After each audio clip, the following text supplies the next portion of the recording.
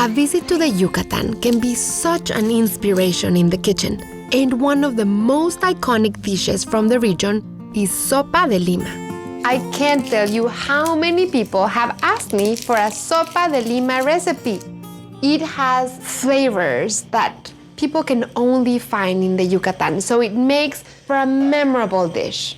To begin making it, I have 5 garlic cloves that I'm going to completely char. While that chars, I'm gonna make a very simple caldo de pollo or chicken broth. Turn on high, and into the heated water, I'm gonna put 2 pounds of chicken breast, 3 bay leaves, 3 whole cloves with stems, 1 full teaspoon of oregano, half a teaspoon of thyme, 2.5 teaspoons of salt, and some pepper. Roasting or charring ingredients is a technique that's used throughout the Yucatan. They also include the garlic skin in the recipes and in the dishes, and it really makes for that very unique Yucatecan taste. And we're gonna let it cook for about 40 minutes. My caldo de pollo is ready, and the smell is so Yucatecan. So I have my chicken breast, which are cooked but should be very moist. I'm gonna let it cool a little bit while I strain my broth, which is gonna be the base of the soup. I'm going to make a Yucatecan sofrito, and it's just gonna be a half of a red onion. I'm gonna heat my oil, a couple tablespoons. The Yucatecan sofrito is found in so many stews and dishes and salsas. How we say in Mexico, the chile dulce or green bell pepper. Every person that has touched the Yucatan has tried and loved the Sopa de Lima. And of course, when we went there, I was trying all of the Sopas de Limas that I could try to get the best.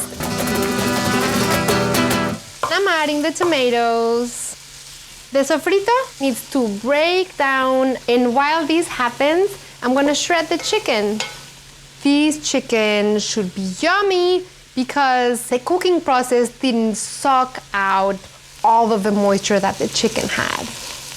We have the sofrito that is now nicely seasoned, and I'm gonna add a sprinkle of salt. Okay, so I'm adding my seasoned chicken broth. Gonna add the chicken. And then the last thing I'm gonna do is I'm gonna make my tortilla strips for the soup. To make the tortilla strips, they cut them into very thick strips like that. So this is really like a 5-second thing. You try to flip them, another 5 seconds, and then they need to be out. And then after you have the tortilla strips out, you sprinkle them with a little bit of salt because the salt will stick now.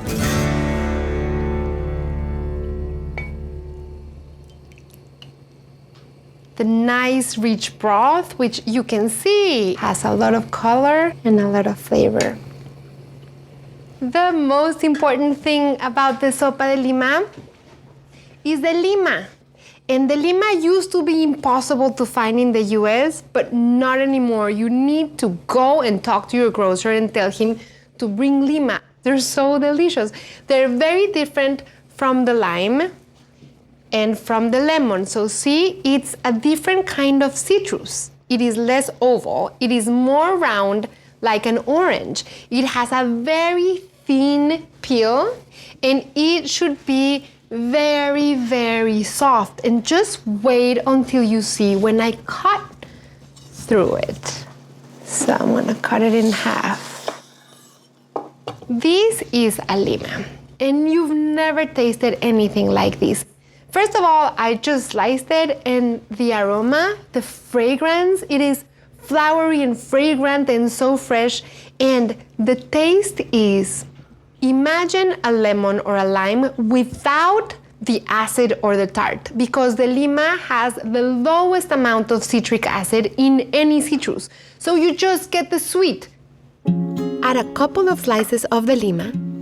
Now the tortilla strips. And now give one final squeeze of the rest of the lima into the soup. This is the finishing touch. Let's see if it tastes like the one.